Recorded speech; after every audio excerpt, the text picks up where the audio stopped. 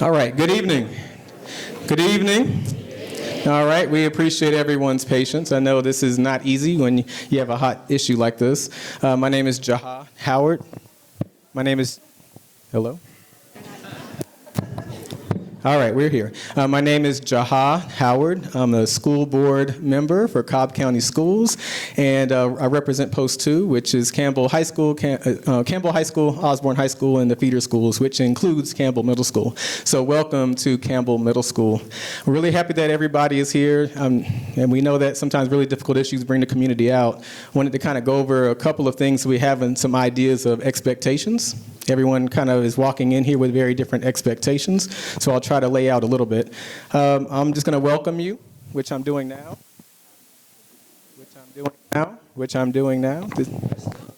All right. All right. Yeah, I may have to. Let's see if we can make an adjustment here. All right, we're going to leave it still. So for future speakers, you know you're going to have to stand here at the podium.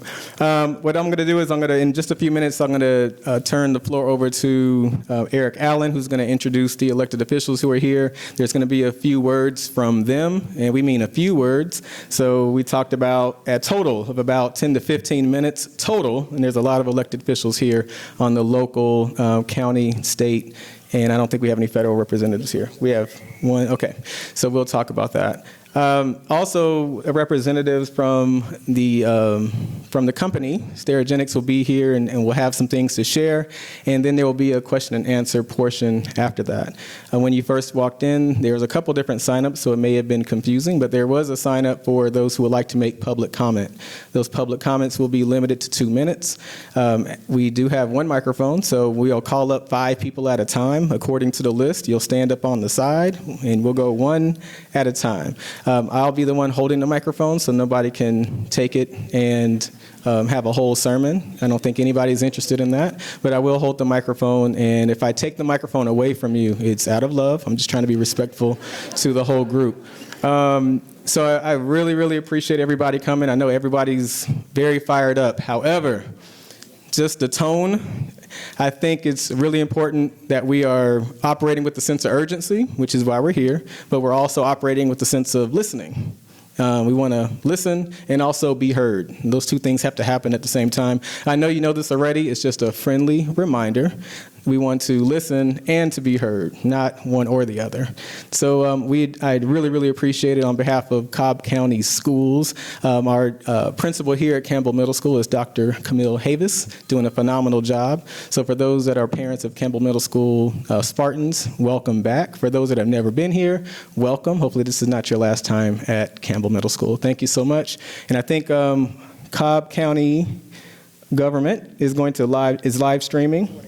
Weren't able to. So what I'll do is I will get on my phone and I will live stream from my Facebook page, and that's at least some version of live stream. It will not be on YouTube, so Facebook users, I'll try to communicate that with you. Any other hiccups that we should be aware of? Okay. All right, for those that are wondering, there's a lot of people wondering, how come you didn't hold it somewhere else? Well, Campbell High School has a much bigger area. However, parking can be a challenge, and a central location was what we were after. So we had to make a choice, not knowing exactly who was going to come, and we have a great turnout. So thank yourselves for being here. We are doing the very best we can under very short order. Thank you, and let's go ahead and get to work. Thanks. Appreciate it. All right, thank you everybody for coming out tonight. I've got a few quick remarks, and then we'll have a couple of the elected officials come up and speak. I do first want to recognize Cobb County Schools and thank them for allowing us to use the auditorium.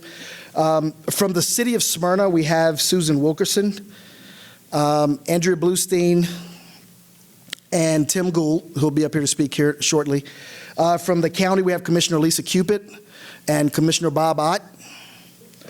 From the state legislature, we have myself and Senator Jen Jordan. Did I miss anyone? We have from City of Atlanta, City Council J.P. Matzaberg. Oh, City of Atlanta, J.P. So thank you. Also from the at the federal level, Congressman Laudermilk was not able to attend, but Claire from his office, Claire Bartlett, is here representing Congressman Laudermilk's office. So I just want to set the stage for a little while before I bring up a couple of people to speak as well, and it'll be Tim first, then Bob, and then Jen. But since this article came out, is that feedback from the microphone, or is that? Oh, it's down here. All right. So since the article came out, I think it was last week in the WebMD article, there's been a lot of conversation around, this issue and a lot of response from the community. So it's good to have all these elected officials in the room, but it's more important to have you guys in the room. As Senator Jordan and I really started to tackle and look into the issue, one of the things that was extremely important was that we provide a public forum for the people of Cobb County, Fulton County, in various venues to come out and express themselves, ask questions, and hear directly from the Sterigenics group. So I do want to clear up two things that have already been reported today from local media that I just want to make sure we have some clarification of what's going on. The first one is that EPA and EPD, Georgia Environmental Protection Department, was invited but not able to attend tonight. However, they have scheduled a separate meeting within the next couple of weeks, and Bob will talk more about that. It's going to be on the 19th of August. So there is a separate meeting. So it's not that they're just not coming. They were invited. They had a conflict from the director level. So their director, the director of EPA and EPD will be here. It's not going to be here, but it'll be on the 19th, and Bob will tell you more about that. And also, there was a meeting today at Sterigenics. One outlet reported as a secret pre-meeting. It was not a secret pre-meeting. It was a meeting of some of the elected officials that are here, as well as members of the community that were present, that were invited to take a tour and to get some information and ask some questions about the organization. So there's been a series of meetings all day, starting off this morning with EPA, EPD, and then with Sterigenics at their facility, and then all culminating with this event tonight. So I wanted to clear that up. If you've heard that there was a secret pre-meeting, it was no secret, and it wasn't a pre-meeting. It was a chance for us as elected officials and representatives of this community to have an audience with Sterigenics and their leadership.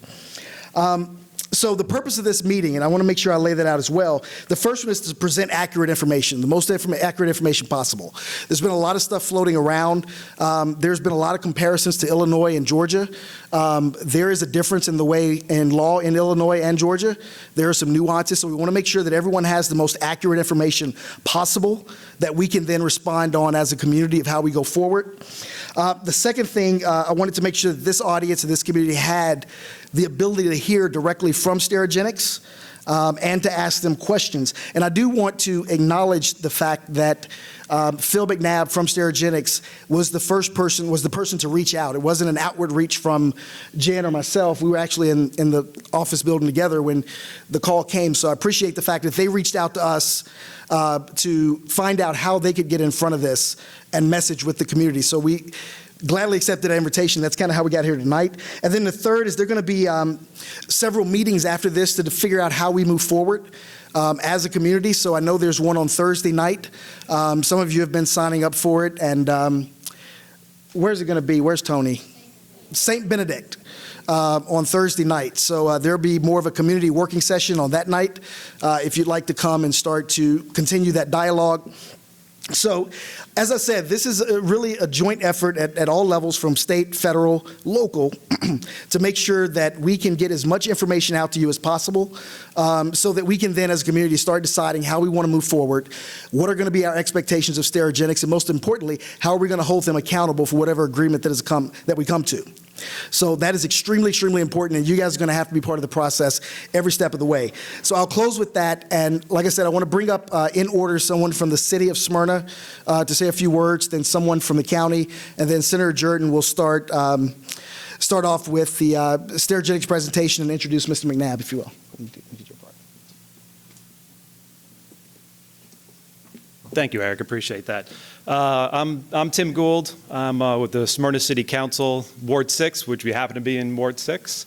Thank you very much for coming, and thank you for your passion and interest and your advocacy for protecting our community. Really appreciate that.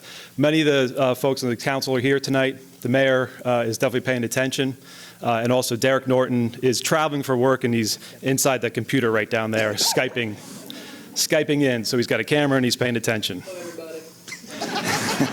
It's a Derek in the box. So want to let you know that really the issue obviously is super important for all of us in this community. We know it's grabbed our collective attention. It's a critical issue for the mayor who prides himself on being protecting the residents of the city, protecting the city, and it's important to obviously to all our council and staff also. So with that, Mayor had asked me to let you know that the city's going to move forward with independent testing. I know we'll coordinate with the other agencies also, but we just wanted to make sure we were doing what we could immediately to engage with a third-party testing company. And I don't know the time frame for that, but we're in the midst of trying to get that settled out right now. So, so thank you for coming. It's important. We just want to be as proactive as we can, and advantages of being a city, you can do these things a little bit more quickly than some bigger groups can. So, but yeah, thank you. Please pay attention, dig into the facts, stay passionate, and I really appreciate you being here tonight. Thank you.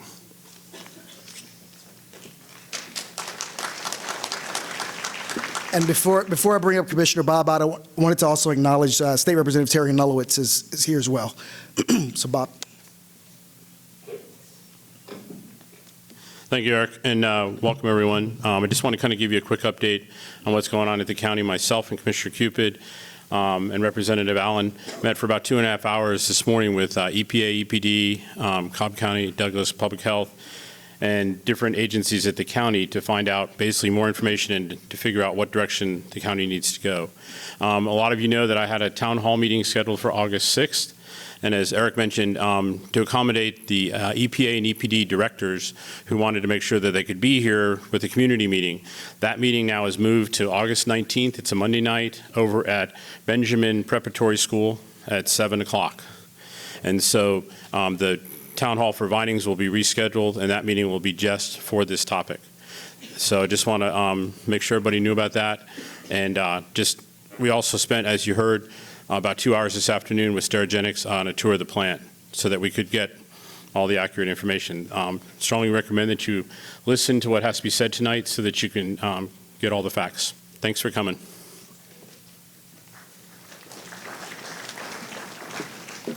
Good evening, everybody. My name is State Senator Jen Jordan, and I represent this area. When I first got word of this, it was incredibly concerning. I was born in Camp Lejeune, North Carolina, where for decades and decades there were groundwater contaminations that soldiers and their spouses weren't told about that ended up hurting a lot of people. And so for me, the first thing that I wanted to make sure is that we started to get the information out as soon as possible. And so that's why we've tried to push it out. And to be quite frank, there are a lot of unanswered questions that I have that I still haven't gotten a straight answer from anybody, to be quite frank. So with respect to Mr. McNabb coming up, there are certain things that I want to make sure that Sterigenics addresses. One is they talk about the fact that they are able to report or kind of measure how much ethylene oxide they emit. But what they don't talk about, and he can tell me if I'm wrong, but there are also fugitive emissions that come out, the emissions that aren't intentionally put out by the company, and really the only way to gauge that is with independent air monitoring. Also, I think it's concerning for everybody that the only emissions that we know about are the ones that are actually self-reported by the company. That's a problem.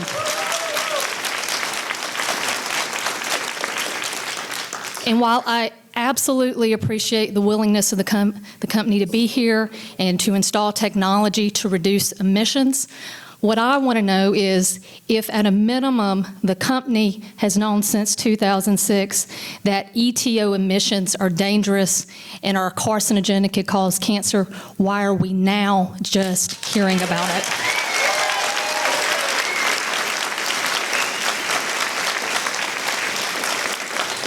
Understand that we are here to represent you, and that's what we're going to do.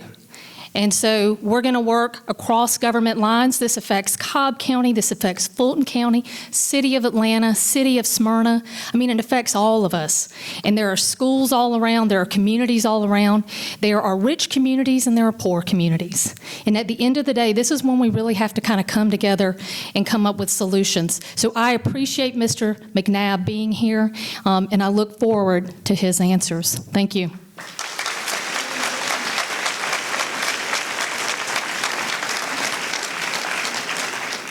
All right, thank you, Jen. And with that, we're going to turn everything over to the Sterigenics team. I'll leave it to President of Sterigenics, Phil McNabb, to introduce his team. But we'll be back after he's done with his presentation and then do the question and answer period. Thank you, Representative, and thank you all for taking your time out. I'm sure this is not what you want to be doing on a Tuesday evening, but I appreciate you being here. And I'm sorry, can you hear me now? Let me see if I can adjust this.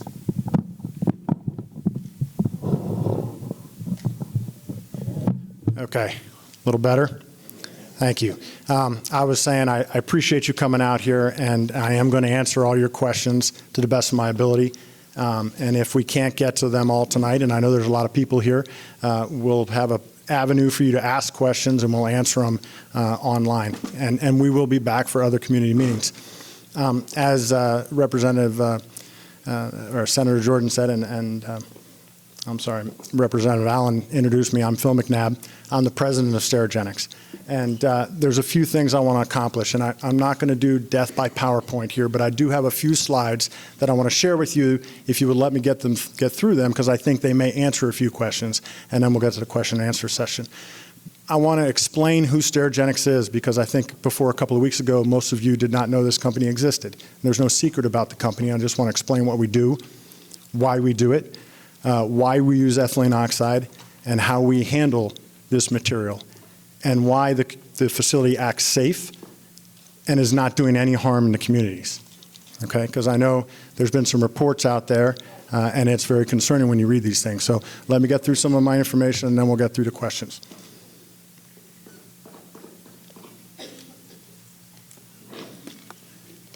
So the first thing I want to address is who is Sterigenics and what do we do? In a nutshell, Sterigenics sterilizes medical devices. Okay, but here's a nuance. What we sterilize are single-use devices. They're used only once on the patient, and they're disposed of. You will hear about sterilization in hospitals that can use other technologies like vaporized parasitic acid or their autoclave, heat and steam. These are surgical instruments that are made of a different material, and they can be sterilized with those processes. But we sterilize items that are used once. They're usually made of plastics, polymers, and fabrics, and they're disposed of. Some of the examples of this are, we left a little handout for you guys where some of this information is in there, and you can see some of the examples of the products we use. But as a company, we deploy radiation through the form of gamma radiation. We deploy electron beam irradiation. We deploy X-ray, and we use ethylene oxide. Those are the different main modalities we use. We invest in other technologies to try and implement different methods of sterilization, but the reality is that ethylene oxide, we don't decide to use this chemical. The type of product determines what sterilization method can be used. So when I think about a syringe, and the facility here in Atlanta uses ethylene oxide, they sterilize syringes. Everyone can relate to what a syringe is and what it does. It can draw blood out of a patient. It can administer a drug to a patient. But a syringe that's made of plastic have lots of components. And there's a stopper in there where the needle goes in, and there's a plunger, and you can imagine it in your mind. Surface sterilizations cannot get inside that syringe and sterilize it inside and out to make sure that whatever is administered into the patient doesn't have some contaminant in it that will make them sick. And it also does not damage that plastic. So a radiation can damage the plastic, and it may release a particulate which would be harmful to the patient. The facility here in Atlanta sterilizes over 1 million medical devices per day out of that facility. So it's a significant number of medical devices. And you know, one thing that I want to say that I should have started in the beginning, but I was adjusting with the microphone, so I apologize. But when we talk about Sterigenics and its mission in life, our mission is to protect people. And I know that may seem contradictory to what you read about us recently. But our job is to make sure that I have 3 levels of safety that I talk to employees about. Their number 1 priority is to keep each other safe. Keeping the employees safe is our first and foremost priority. They're closest to the process. There are moving parts, lots of machinery in these facilities. I want to make sure every employee leaves in the same manner that they walked in the door that day. Number 2, we need to make sure that the communities we operate in are safe, right? We need to make sure that we're good stewards because the employees who work here also live here. They have kids here. And we want to make sure that, our communities, our families, our friends, and everyone around where we're operating is safe. And number three, we want to make sure that the patients are safe that need this sterilization process that we go through. So that is our mission. And, I commit to you to continue to share information back and forth, and I'll talk about some of the things we're proposing to do even better for the group here in Smyrna, or in Atlanta. So the next thing I want to talk about is, I talked a little bit about what Sterigenics does and why we do it, but I know there's also a lot of discussion around ethylene oxide. And what is ethylene oxide? Well, ethylene oxide is a chemical that is prevalent in a lot of products you would use every day. It is a common building block for things that you would find in your home and that you find in here. Water bottles have ethylene oxide as an ingredient to make them. Carpeting, cleaning solutions in your home, cosmetics, all use ethylene oxide. It's a main ingredient for antifreeze and de-icing agents. And about 1% of all ethylene oxide, less than 1%, goes towards sterilizing medical devices. I described earlier, it has certain properties that make it unique to be able to not damage materials, but perform the sterilization that's necessary to make that product safe for the patients who will ultimately use it. The other thing about ethylene oxide is there are multiple sources of ethylene oxide out in the environment. Some are natural and some are man-made. So natural sources would be things like when plants die and decay, they emit ethylene oxide. Your body emits ethylene oxide. So my correlation here is if you ever have bananas on your counter and they turn brown, they emit ethylene. They don't emit ethylene oxide, they emit ethylene because they turn brown. And they then, you put them next to other fruits and it causes them to ripen earlier. When you breathe ethylene in as a part of your metabolic process, you exhale ethylene oxide. Okay? Other man-made sources of ethylene oxide would be diesel trucks. Diesel trucks are emitters of ethylene oxide.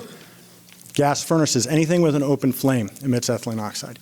And the reason that I wanted to share this with you is that I just want you to know that it is out there in the environment. And if you go to the next slide, I want to share a few pieces of data with you. These are some studies that were done in major metropolitan areas, and I know that the US EPA is also doing studies on what is the ambient concentration of ethylene oxide in the environment. This is not sampling near sources like our facility, which was a study area, but this is just in certain metropolitan areas, what is the concentration? And it goes from Chicago to Denver to New Hampshire to downtown Los Angeles, and you can see the ranges. Now the number is going to change a little bit. This is in micrograms per cubic meter. So you can imagine a cubic meter of airspace. If you could count the micrograms of ethylene oxide, how many are in that 1 cubic meter of airspace? So these studies show that in these metropolitan areas, the amount of ethylene oxide ranges from 0.24 up to 0.40 in the environment. Okay?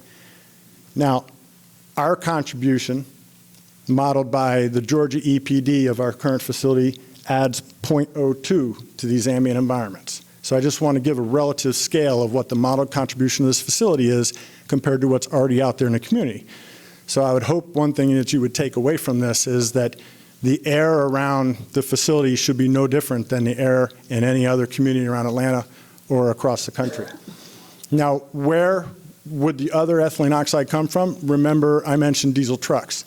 So we did there was a study done on Cobb County and the traffic flow through here, and the calculation is that diesel trucks add 3,400 pounds of ethylene oxide annually to the environment. Our facility in Smyrna, when you talk about that 0.02, it relates to our stated emission of 200 pounds last year versus the 3,400 emitted by trucks. That plus all of the other sources of EO are what contribute to that background. Now, I'll come back to those pounds emitted, and I'll talk about how that relates to regulatory levels and some of our proposals to do even better than that. So let me describe real quick the sterilization process, and I'm going to attempt to demystify the company a little bit because I know many of you do not know Sterigenics and again, never heard of us before a couple of weeks ago. And really, there's no secret about the company. We're a company that sells a service to medical device manufacturers. So our customer is a medical device manufacturer, They send us product from their manufacturing environment, and they don't manufacture it in a clean room. All right, so it has contamination on it. And if it goes to the patient, it could cause injury in the form of an infection. So they either sterilize it themselves, or they can send it to a company like ours to decontaminate and sterilize it. So we receive truckloads of medical product. We move it into our facility through the sterilization process, and we render the contamination inert so it will not harm a patient. And then we send it back out and it goes to the hospital. We don't sell to the hospital, we sell that service to the medical device manufacturer.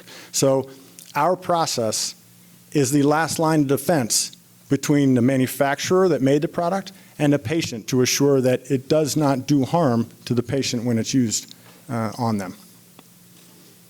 Go to the next slide. So this is a graphic that is in your handout, and it's a little bit busy, but let me try and walk through what we're trying to explain here. So this is a graphic depiction of how ethylene oxide is brought into the facility and how it is controlled. The ethylene oxide is brought in drums. They're about this tall and about this big around. They're approved by the Department of Transportation to be safe for the transportation of this hazardous material. And we bring it in to the facility and we connect it to a chamber, which is the size oftentimes of a tractor trailer, can hold 30 pallets at a time. So it's connected through a steel connection, so there's no chance of escape for the ethylene oxide. And that chamber is depicted up at the top, sterilization chamber. When the product is put in, the chamber door is closed, and that chamber is put under vacuum. And that's an important safety feature because if for some reason that door seal doesn't match just right, or there is some failure in a mechanical component, that vacuum draws any air out of the facility into our emission control system. And if there's any EO that's in that chamber, it also goes out of the chamber into the emission control system. The second component of a chamber that, if you're reading up on this, you will hear the terminology back vents. Back vents are a fan in the back of the chamber that are connected to a vent that in our facilities are also connected to the emission control system. So that back vent is a safety feature for employees and the environment such that when the sterilization process is done, and by the way, that process takes about 10 hours, the product dwells in that chamber for about 10 hours, the door opens and the back vent turns on and fresh air comes from behind the employee through the chamber, so when they're removing the product, again, anything in that chamber gets drawn out the back of the chamber to the emission control system through our scrubbing system. The product is then moved to aeration rooms, because after the sterilization process, we use a nitrogen wash to get out as much ethylene oxide as possible. It's moved to the aeration room and it continues. We heat it up and we make sure that anything remaining on the product is removed, and then after about 2 days, 48 hours, and it's safe for transport to the hospital and ultimately the end patient, it's moved to shipping and it goes on along its route to the end patient. So in the current regulations for the US EPA and for the state of Georgia, they require 99% control of all the ethylene oxide that goes into the chamber. They require 99% control of everything that goes out of your aeration room, and that's what they currently require. They don't require you to control back vents. We do control back vents. So we have hooked up all the back vents and all of those rooms in the process area to our emission control system, and we control 99.9% of all the ethylene oxide that we use. So let me go back to numbers when I talked about the 3,400 pounds from trucks and the 200 pounds we emitted last year. If you go by the regulatory standard, 99% of what we handle would be an air permit to emit 4,000 pounds, and we emitted 200 last year. So I just want you to know that we understand when it's possible to control more of this substance, we will do that. And I'll come back to our next thought on this later. So going right to it. So enhancing our process. What we are talking about and what we submitted today in an application to the Georgia EPD is, if you remember what I described the chamber under complete negative pressure, that when you open the door, a fan turns on the back and draws all the air in. We propose to turn the whole facility into a negative pressure facility, whereby whenever fresh air will come in through the front, you have to have make-up air when you have a closed-in facility. But even when a door opens, air will rush in from the outside, go through our facility, and then push back to the control environment where it will go through our emission control system, and all the air will be scrubbed. This is how we propose to take our emissions from 200 down to 40. And that modeled emission that the Georgia EPD stated at 0.02. The new model would suggest that goes to 0.0005. So again, compared to the ambient air, this is a small addition to the ambient air. And I know that there is a feeling of zero is the only answer. I know that and I hear that, but even what exists out in the air, zero is unattainable. There is ethylene oxide out there already. So once our application is hopefully approved by the Georgia EPD, this construction period will take 12 to 24 weeks to complete. My last slide. Again, I guess I want to start where I stopped, and I know there are going to be a lot of questions, and I'm going to be here to answer them. And again, if we run out of time, because I know there's a lot of people here, you can send them in, and we have a website where we will post information for you guys and provide an opportunity for you to ask questions. But I want to go back to where I started to say, I know it's hard for you to believe, but our goals are actually aligned, okay? We know that we have to operate safely. We know that this facility cannot do harm. We're confident that we are not doing harm and we're not causing cancer and we're not causing breathing illnesses as what's suggested, all right? So we're also aligned that, I want the community safe, I want the employees safe, but we also need the patients safe. So if you ever take your child to the doctor and they get a shot and they put a Band-Aid on, these are things that require ethylene oxide sterilization, and it requires companies to have the safe management of this product to do an important job. I'm not pretending it's not a dangerous material.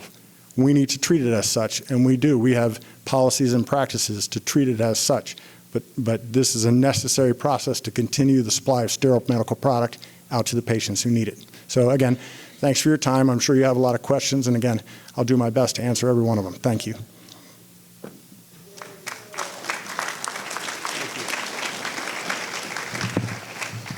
This is no longer suitable for the vertically challenged. Yeah. All right, so what we'll do, Dr. Howard will bring me the list up for the sign-up sheet. We'll man the microphone for the question and answer period. We don't have a cordless mic, so I'm not sure how you want to do it. If you want to just have them come stand down here, and we're going to hope. Yeah, so we're going to call up in the first 5. Okay. So the first 5 for question: Leonard Robinson, Rogers Lunford, Josh Woodby, Janet Rao, and Joanna Collins. So if you guys will come up.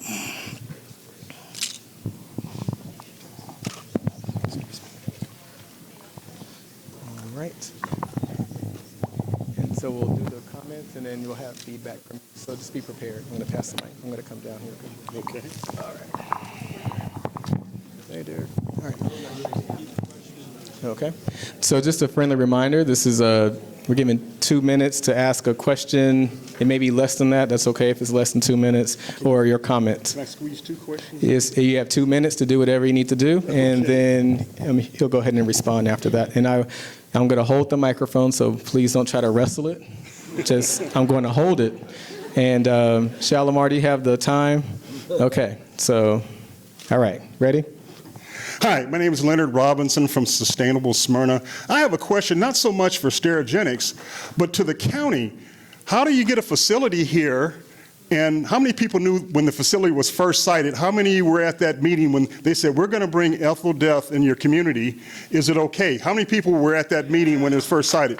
Nobody. How the heck does this happen when there's laws that say the community has a right to know? So I don't blame the company. I blame the people who planted. How do you have a shelter across the street from it? How do you have $1 million homes a quarter mile away and nobody knows about it? We got to find out in the newspaper. The law says community right to know, and I just need to know how did this happen, and we didn't know about it. And then how long has the plant been there? How long before it was Sterigenics? It must have been something else. How long has it been there? 2 questions. Okay, so the questions were how long and how did this happen? And this is coming from the county specifically, not from Sterigenics, correct? For the county. All right, and we have 2 county commissioners here. Baba, you want to say something? Okay, show of hands. Show of hands, how many people were here in 1972?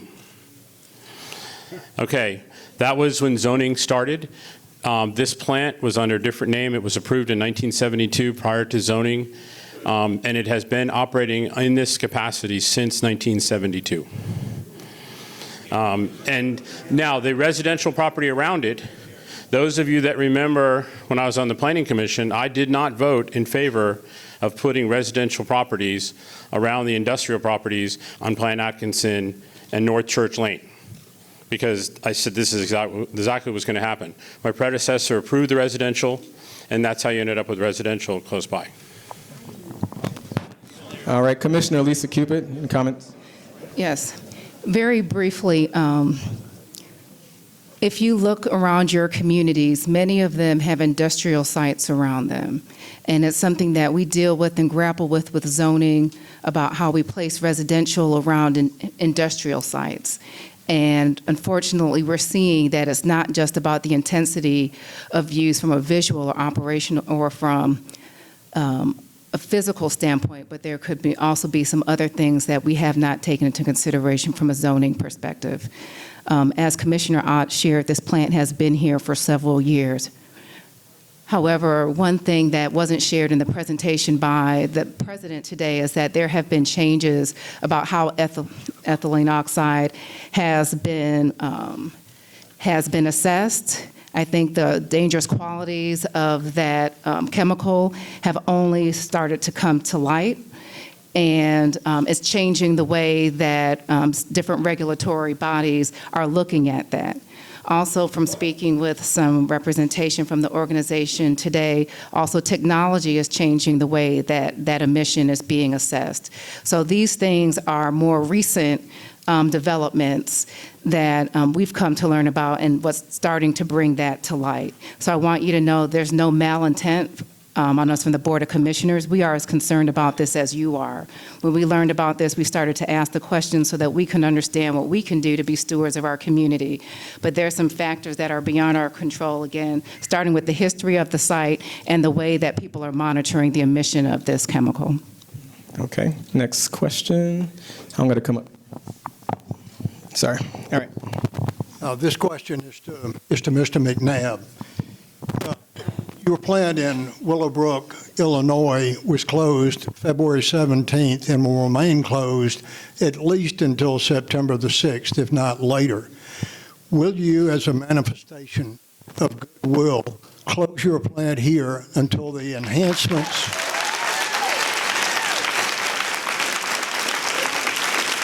until the enhancements have been installed, are operational, and have been proved to be effective? Everyone hear the question about closing until operation? Hold on.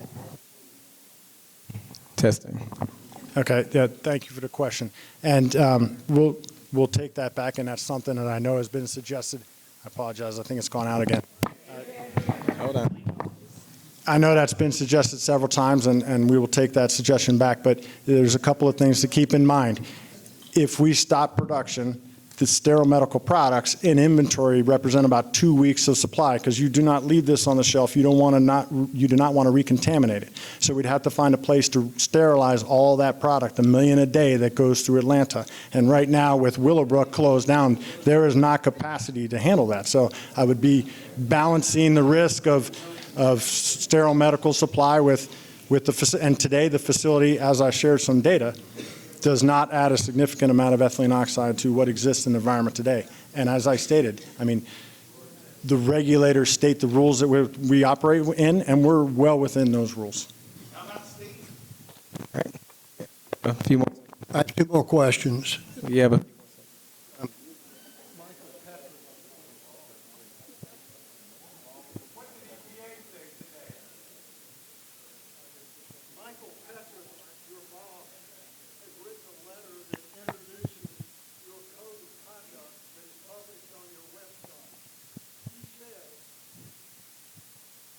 The message is always the same.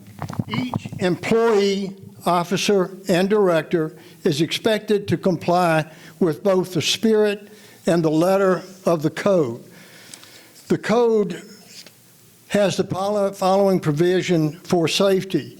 We are uncompromising in our commitment to health and well-being. That includes us. It says this, as far as integrity, we are honest, reliable, and accountable in everything that we do. I'll ask you again, as a manifestation of good faith, will you close your plant until the enhancements have been installed? Again, thank you for the statement. And as I mentioned, we are at 10% of the allowable limit. So we understand the importance of protecting the community. We're not just operating to what the limits are. And we are imposing controls to go further. I can't commit to closing the facility unless I know that sterile medical product can continue to flow to the patients who need it.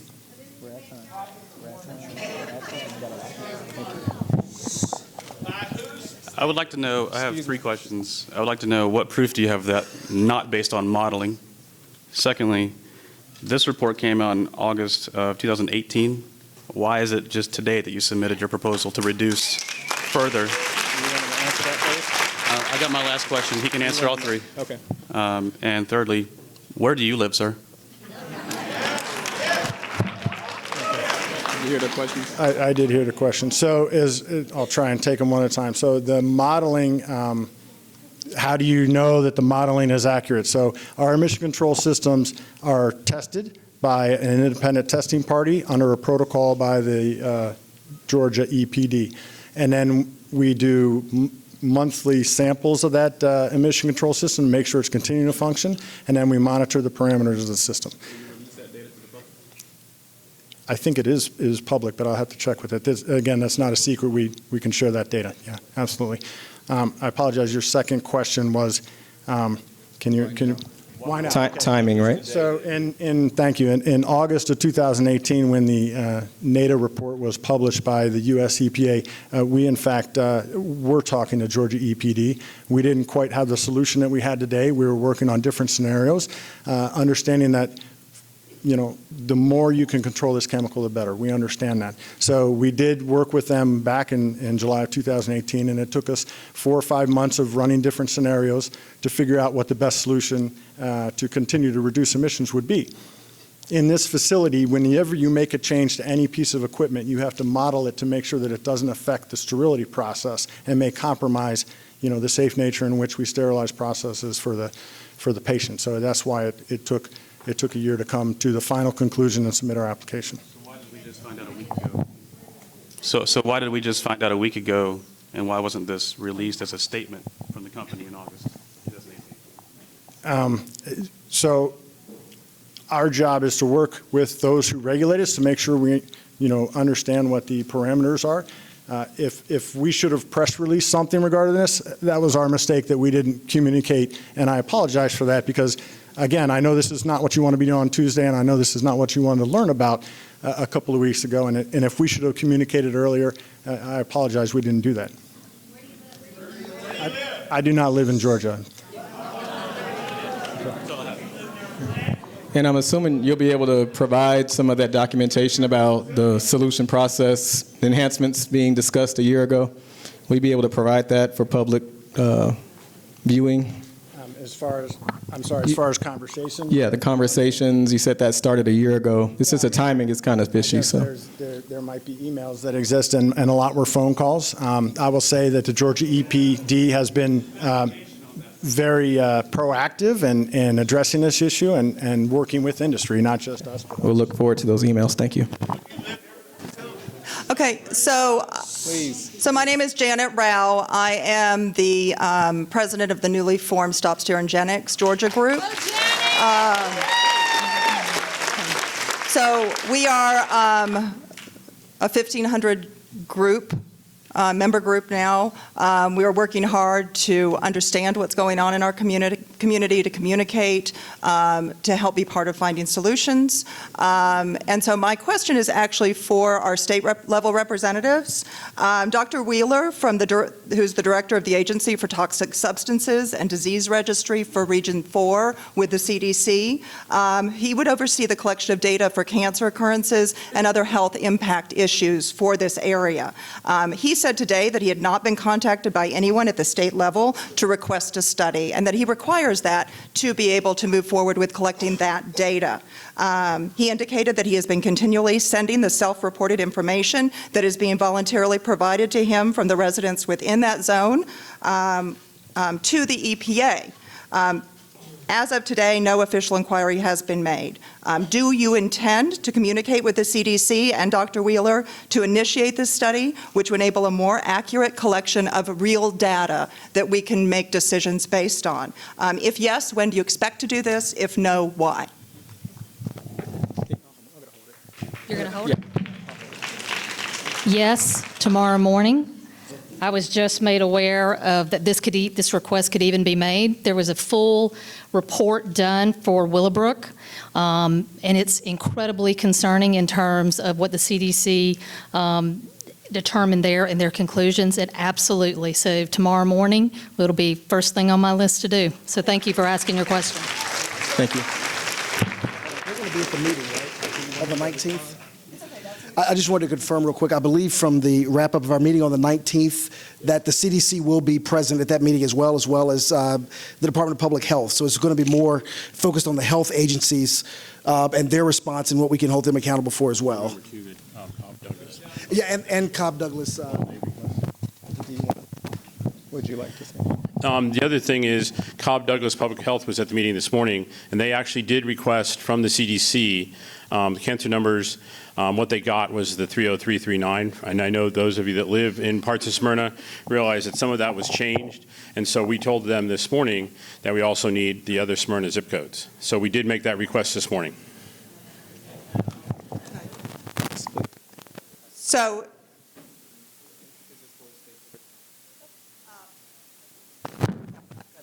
Okay. Thank you.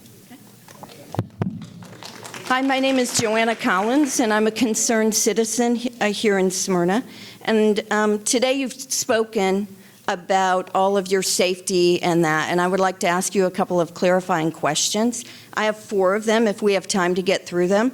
The first one is, who is responsible for analytical method validation and implementation in your facility? What education and experience with Headspace GC analysis of analytes at parts per million levels does this person have?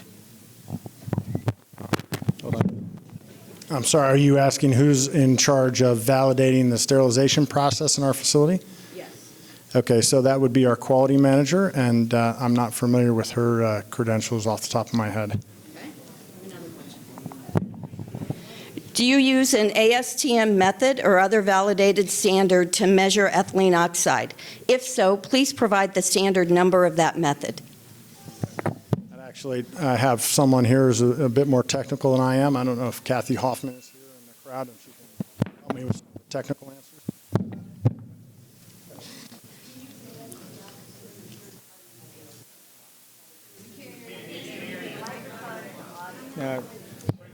Come on up.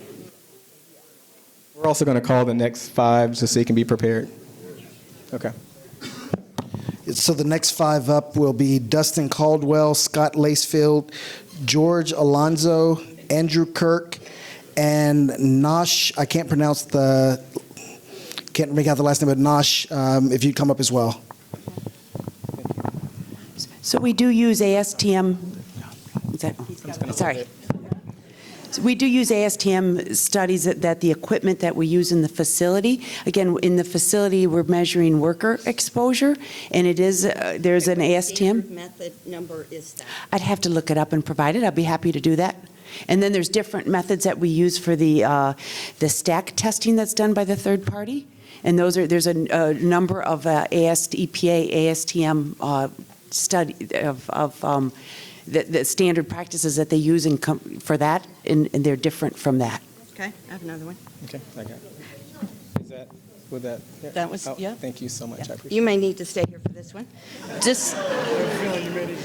Describe your protocol for maintaining accurate calibration of this GC method used to measure ethylene oxide in plant samples.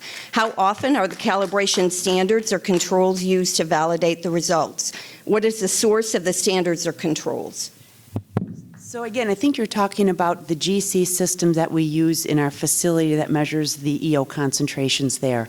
This is, again, over and above the OSHA standard. We use an equipment that is maintained by our maintenance group, and then we use the manufacturer of that equipment comes in on a regular basis to measure the maintenance of it. There is a calibration gas that I'd have to go back and check, but I think it's on an annual basis, or not an annual, a daily basis, that there's a cal gas there that they measure and compare against at least daily, if not more.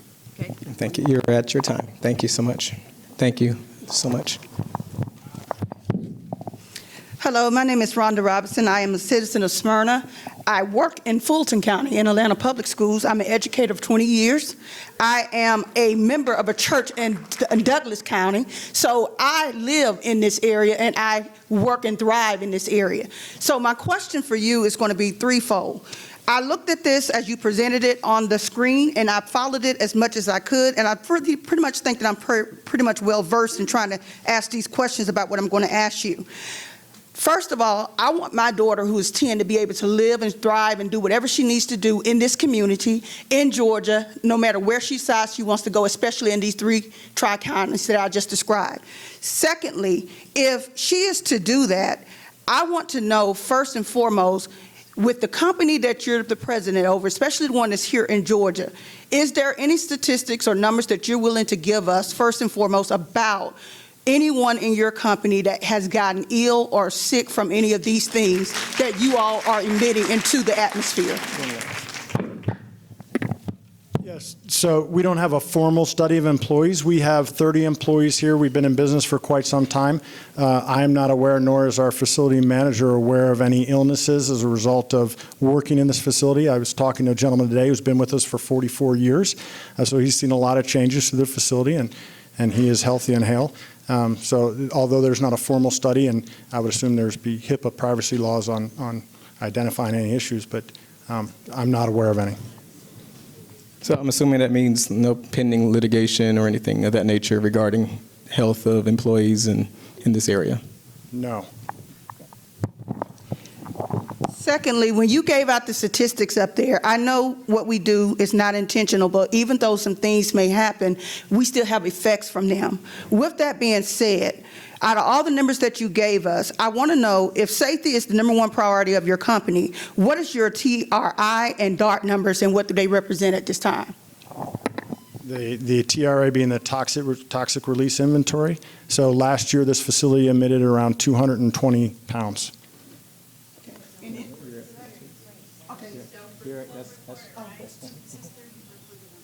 That is our number.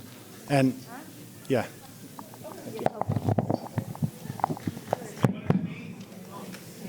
So my name is Dustin Caldwell. I live a half mile from your facility.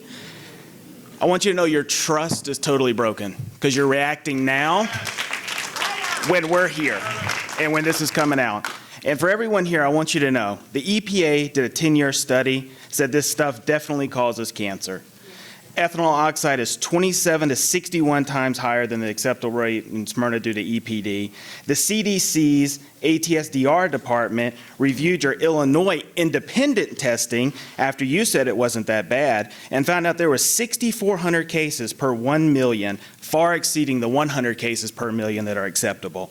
Our neighbors in Covington are experiencing a 7% year-over-year increase in non-Hodgkin's lymphoma from 2007 to 2016. And since you don't live here, I want you to know, Lovett, Goddard School, Teasley Elementary, the Apron Academy, Bolton Academy, Primrose School, West Paces Academy, Walsh Athletic Field, Tallulah Montessori School, the Bright Futures Academy, Whitfield Academy, Westside Atlanta Charter School, Scott Elementary School, YMC Head Start, Westminster Schools, as well as a shelter for women and their children, are all within the danger area of your facility, assuming that we take your word for it, which is honestly not accurate. So why should we trust you is my question. Teasley Elementary School, Nickajack Elementary School, where my kids attend. Yeah, the list goes on. So this is very near and dear to us. Thank you. Did you get the question? Yeah, I think the question was, why should you trust us? And I know that because this is a surprise, there's a lot of feeling of mistrust, and I apologize if we should have gotten out ahead of this a while ago with communication.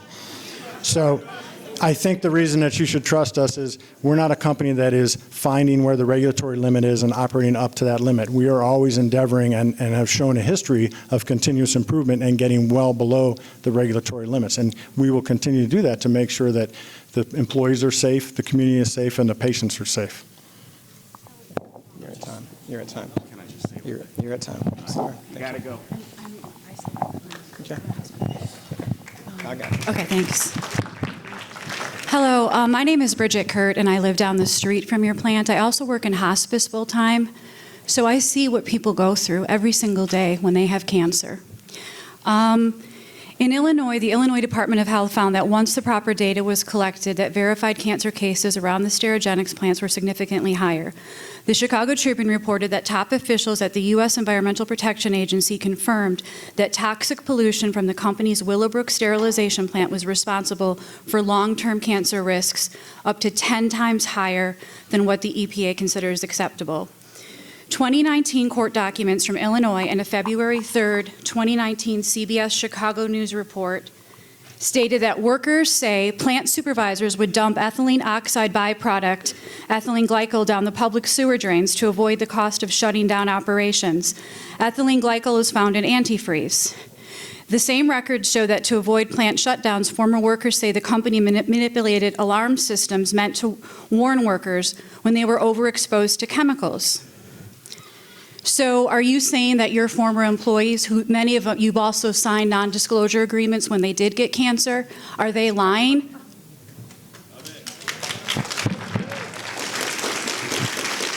Yeah, thank you for bringing up this topic. Now, these employees, I don't know these employees. Some of them, I think, worked for the company a long time ago, and some of those assertions on the CBS 2 were patently false. Court records, affidavits, they are signing a legal document. So, I'm not familiar with the court document that they signed. I haven't seen it. But the statement that they put ethylene oxide down the drain is not true. It was a solid substance. Ethylene oxide is a gas. What was put down the drain, and this was many years ago, today we recycle ethylene glycol. We don't put it down the drain, but the actual proper procedure at the time was to call the sanitation department and put this down the drain, and that was the procedure I assume was followed. It was much before my time. As far as manipulating, I think you said, the alarm system. Again, that is totally contrary to any policy and procedure that we have. In fact, they would be endangering their own health, so I can't imagine why they would choose to do something like that.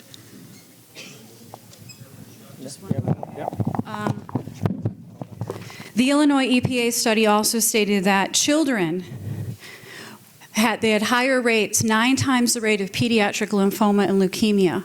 What would you say to those families whose children died of cancer? Yeah, I mean, cancer is a complex and it's a horrible disease. And you know, I can't answer to how people get cancer and why people get cancer. My job is to make sure that this needed process that the public requires is operated safely and to the best available control technologies that are out there, and that's what we're doing, and that's what we're proposing to implement, or further controls well beyond and well ahead of any regulation change to make sure that the community feels better about us being here.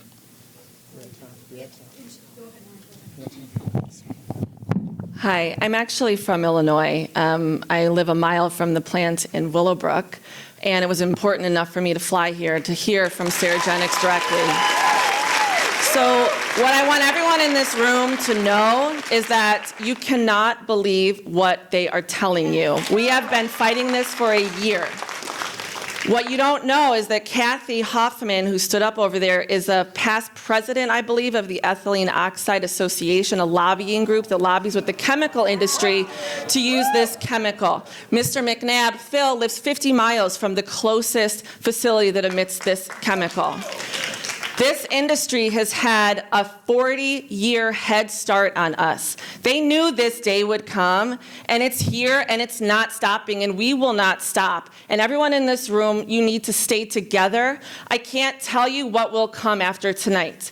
Every single one of you will get messages on Facebook. You will get phone calls from people that you grew up with, that moved away. There's migration data of cancer cases that will never be accounted for. People who lived here in the 70s, 80s, and 90s and don't live here anymore. They won't be counted in your cancer incidences. Those people were not counted in ours, yet we still had 11 times, 9 times higher rates of cancer for kids and women in our community. And it doesn't even count everybody. So I want you all just to know that you are not alone.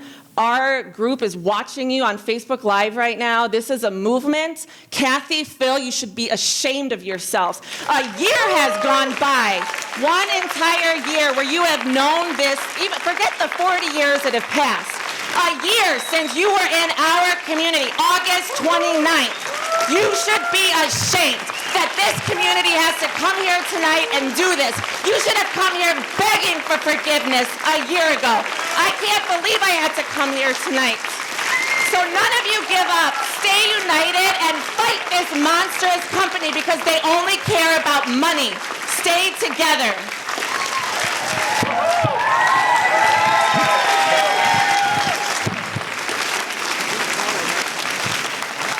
You don't have to.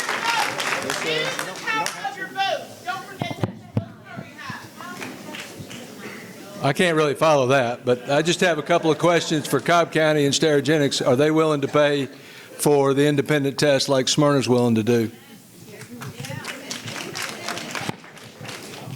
you want to respond? Yes. Come on, I'm sorry. Can you repeat the question? Repeat the question, please. Said is Smyrna's willing to pay for these tests, independent third-party tests, and is Cobb County or Sterigenics willing to pay for them and have them done? Yes, we can certainly ask. We have some money within our county manager that he has discretion on. It's up to a limited amount, and we just approved our budget. So this is a request that we can take back to him. Or we could partner with the city of Smyrna in their effort as well. I'm sorry, I can't hear. I don't know the... I'm sorry. Okay. We'll just leave it at that. And then if This is for county. If the reports come back way above your self-reported numbers, what is going to be done about that besides saying you're going to fix it? And what's going to be done about some of the effects that may have occurred in the past or currently or in the short-term future? If independent tests show that our facility is emitting more than we reported, we will take steps to address that as quickly as we can. But I want to make sure you remember that in the... Come on. Remember at the very beginning, around 7:05, we said that expectations, we want to be able to hear one another and also listen. So I'm fired up too. I mean, I am. I know I don't show it the way you may, but I have kids. You have kids. We have those suffering from illnesses, but we got to listen to one another. So please, thank you so much. And whatever the Georgia EPD decides as far as independent testing, we will help them with that funding if that's what's required. But I want to make another statement that it's troublesome that immediately people feel that we have bad intent. And what I'm hoping to describe is that we're a company that does a public service. We take our job seriously, and we are ahead of regulations and always working to improve the facility to make sure that the employees, the communities, and the patients are safe. That's our main goal. If you have a business that is in the close proximity of the red zone, Hold on a second. it's in the red zone, a business or a, Can you repeat? if you have a business or a home in the red zone, what would you, and if you lived in that red zone, what would you do? Thank you. So in the study area, there are different zones that you're talking about, and our employees are right in that zone. So I am concerned that our employees have to be safe, and they are safe today. Again, we go beyond compliance, and we have a path now to go even further to make the community feel more safe. Okay. I think you're at time. Are your employees under a non-disclosure? You're at time now. To not share problems that they or their family have had? And we have 15 minutes, right? Hold on one second. Yeah, real quick, I'm glad you said that. We do have a hard stop at 8:30. Jahad's going to kick us out. But also wanted to comment on what was talked about paying for the independent testing. It is firmly my belief that tax dollars should not go to regulating this company. So one of the things that we've talked about earlier today was Sterigenics footing the bill through intergovernmental coordination to make sure that the independent testing is paid for, but also that the company would be selected by members of the state, local, and county elected officials. So we will make sure that that conversation goes as well, because I do not believe tax dollars should go toward monitoring this company. So I guess that was your question, Eric, that would you commit to sharing the cost for independent studies by the city and county? Would you agree to sharing in the cost, not the study? Thank you. Thank you.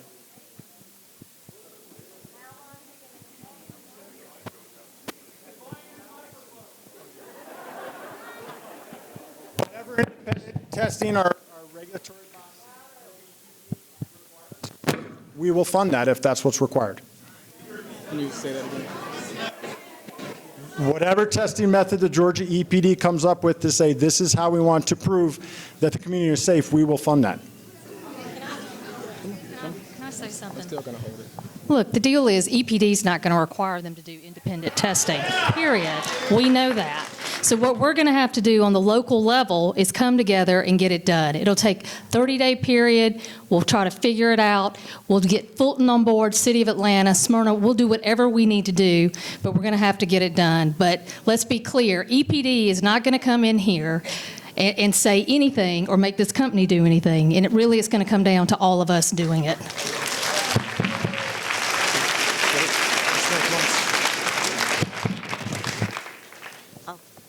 Good evening, everybody. My name is Noosh, and I live and work within 3 miles of the plant as well as this facility here. One question, just a fact check. On your brochure and in your presentations, you had said that Sterigenics follows strict federal standards. From my understanding, there are no standards right now for ETO. Is that correct? There are control requirements for ethylene oxide nationally, yes, there are. Okay. Secondly, everyone keeps referring to the data model, WebMD. Again, as a couple of you mentioned, you guys said that you model that off of Georgia EPA, and that's what was considered acceptable. Again, in Illinois, when they did an independent study, it found that it was 10 times more than what was acceptable, and it went away from 25 miles out. So if you have friends and family that live in Atlanta, anywhere but here, let them know too, because we need their help. And lastly, no, 2 more. One, it's not just cancer. It's also weird stuff like infertility. A lot of people have that issue. And my last one is just a logistical question. Will there be first of all, Jenny, thank you for creating the Facebook page, Stop Sterigenics Georgia. If you haven't followed that, please follow that. And my last question is, will there be a centralized location where we can get informed with all the cross-government agencies? Georgia.gov.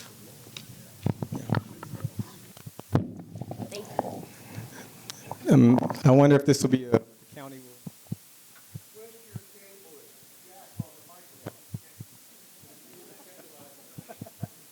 Done through the county. So we'll have to, information will be coming. Let's see.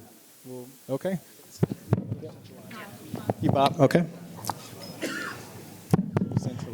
All right. Yes, the county, we can assemble, and that was part of what was going on this morning with the different folks we met with.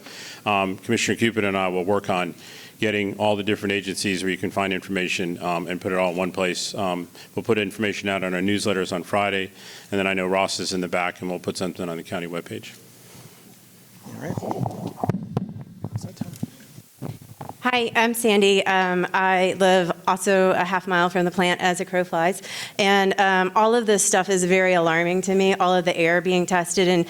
And should they even be within acceptable levels? One thing I haven't heard brought up was something that Illinois brought to our attention, was that this facility, if it were to blow up, could actually work as a nuclear bomb and take out a clear 1 mile radius of the entire thing. Nothing living, nothing surviving. Is Smyrna prepared to deal with this? Have they had the emergency procedures to talk about it? Our cops, our firefighters, and is this true?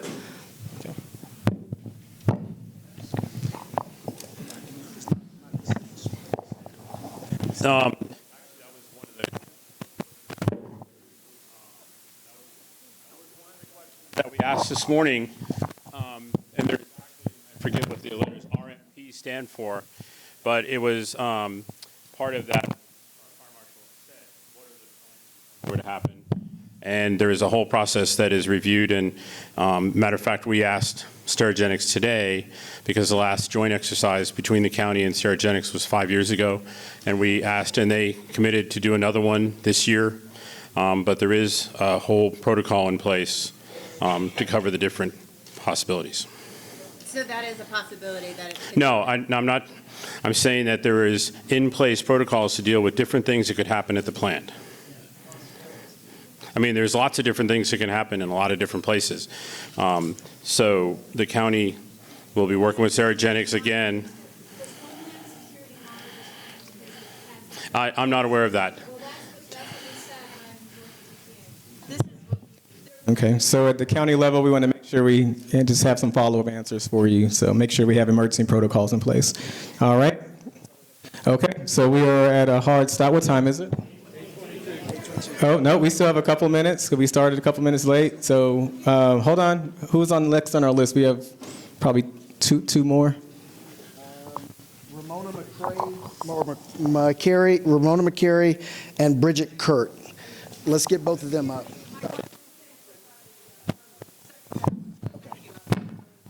And while they're coming up, I want to say something, but at risk of being, well, hold on. No, this needs to be, well, I'll say it at closing. Thank you. Hey, just chill out. Chill out. Please chill out. Thank you. We're trying to have a conversation that everyone can speak. I'm just trying to make this happen as quickly as possible so everyone can speak. Thank you. Thank you so much. I'm sorry. You want to do your comments? Okay, thank you. Eric's going to close us out. I want to make sure we get as many questions answered. We've been talking about, I'm sorry, you want to hold it? We've been talking about emissions levels, but not just of ETO. The emission levels of you-know-what has been sky high. Unbelievable, I have to say, Mr. McNabb, that you started by casually, or was it slyly, saying there have been some reports out there, and then you said, I can't answer how people get cancer. But wait a minute, we have studies. The AAC, Acceptable Area Concentration of the Georgia EPD, has declared that Smyrna ETO emissions are dozens of times higher than normally acceptable. NATA has reported ETO causes 114 extra cases of cancer per 1 million. 100 is deemed acceptable. ATSDR calculation, extra cancer risk in Illinois of over 6,400 cases in a million extra. Are these just gunk numbers? You say you don't know how people get cancer, and yet the people who study this stuff and the people who study emissions properly, they seem to have some numbers. They're the ones safeguarding us, not you. You're not safeguarding us. We're not entrusting ourselves to you. You think these people are stupid? Come on, you wouldn't do that. You wouldn't sign up to be next to your own place. Give me a break. So are you saying that these are wrong? That there's no concern whatsoever? You're honestly saying that? It's a real quick question to start that off. And I say this with respect, Mr. McNabb, but seriously, this is our lives here. And there's a mutational aspect here that can't be measured in our lifetimes, but in our children's and our grandchildren's lifetimes as well. But there's a quick question to start this out, if I may. What were the year before's numbers of emissions on your self-reporting? What were those numbers? You said 200 last year. Tell me honestly what they were the year before and the year before that.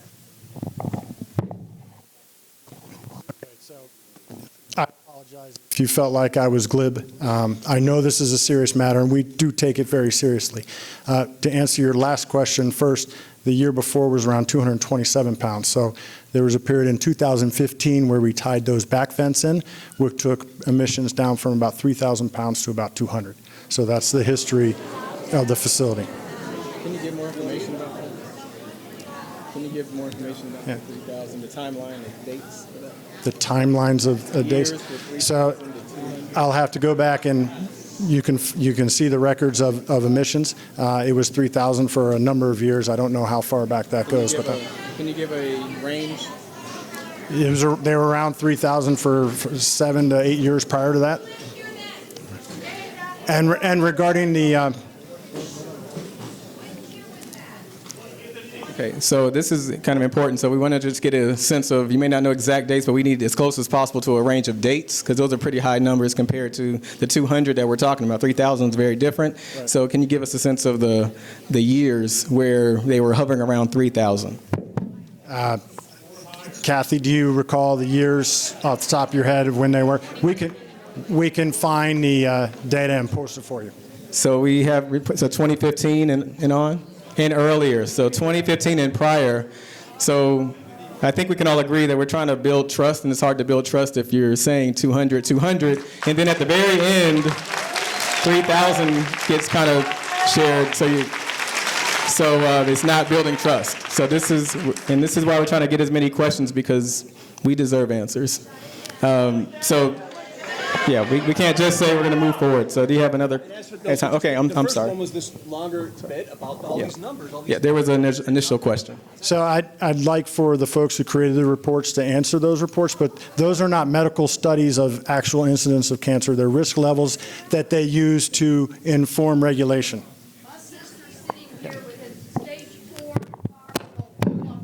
I got it. So, excuse me, my name is Mary Gill, and I'm local media, but also I'm a real estate broker for 19 years in the area. I moved here in '94 to Smyrna. My daughter went to this school when it was a high school. She is now infertile. However, I do want to say this. It's unconscionable to know that knowingly emit things into the air that could potentially harm people. This is reminiscent of the outrageous misconduct. That's a book from the asbestos industry on trial, where they knew that it hurt the public. However, I do want to say twofold. For sale signs are going up. This is going to affect the equity in everyone's home. Property values are going to drop, and that's real money in these people's pockets. Are you willing or in a position to recover their losses from the sale of their houses due to the emissions that are in the air?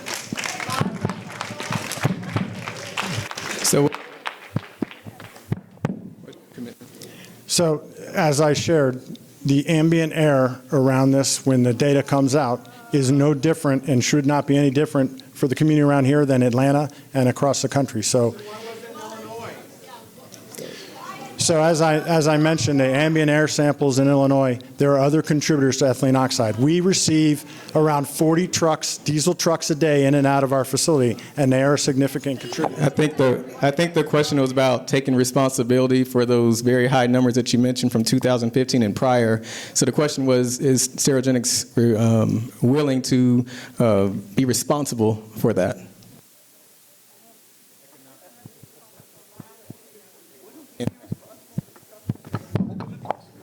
Yeah, so my responsibility is to run the facility and control the facility well within the regulatory guidelines, which is what we have done throughout the years. And we have a path to further reduce those emissions to ensure that the employees and the community and the patients are safe. Beyond that, that's what I control, and that's my responsibility. Okay, Eric, thank you so much. I'm going to let you close. No, Okay. stay here because I'm going to let you close out. Sorry. So I'm going to let Dr. Howard actually close out, but I want this microphone. The tax dollars will go to fixing this microphone. But seriously, a couple of things that I want to make sure are extremely clear is that self-reporting is no longer an option. We have to have some independent testing.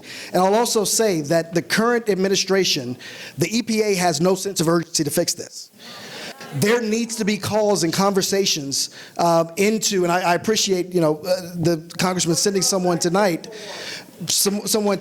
but we need to reach out at the federal level to make sure the EPA is getting on board, and the same thing with EPD. There are multiple people that need to be held accountable in this process. We scheduled this meeting. I knew that we would take some arrows as elected officials at the state level, but we're willing to come out and step out front. But we do need you guys to continue to help us push the needle forward. So please stay engaged. Please come to the other community meetings that are coming up.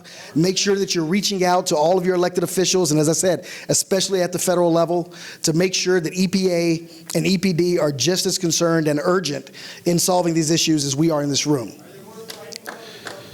So, well, to that point, real quick, one of the things that we were very clear on today with EPD is the failure of communication and notification to the public. And that is something that we are willing to fix legislatively if we have to. That there should have, in 2017, when they knew that these numbers came out and they started to take action internally within EPD, there should have been public notification. So there's a lot of blame or fault to go around, but EPD is just as complicit as Sterigenics in not informing the community. So with that, I'll turn over, and I do want to thank all of you for coming out tonight as well. And as I said, please stay engaged and continue to follow what's going on, and we'll continue to put as much information out as possible. Thank you. I think it's obvious that this is just the beginning and not the end. So thank you for engaging. We're all dismissed. Thank you so much, everybody.